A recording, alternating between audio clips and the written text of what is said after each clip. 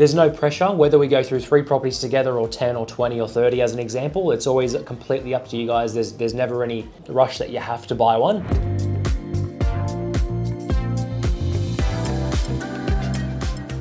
But I'm going to be able to show you through each particular property to show you that it is amazing value and really, explain how I see it and why I believe it's an amazing deal, and then show you that evidence there too. Do you guys know the Perth market very well? Have you been there much? There's a few videos which I'll send through if you haven't seen them, but it's where they're basically about 20-minute, 30-minute video. It basically just explains the methods behind why we're buying a lot of properties in Perth in terms of like the cycle that Perth is in right now.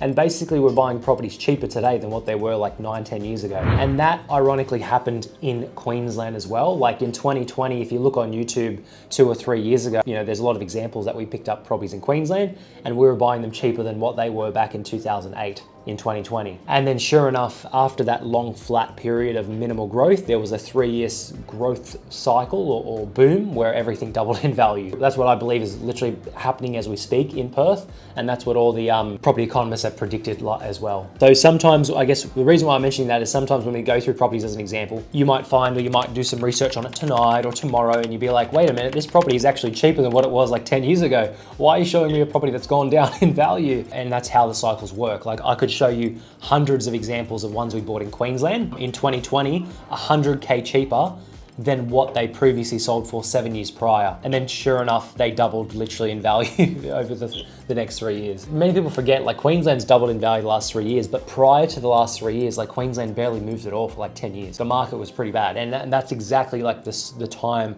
that Perth is right now.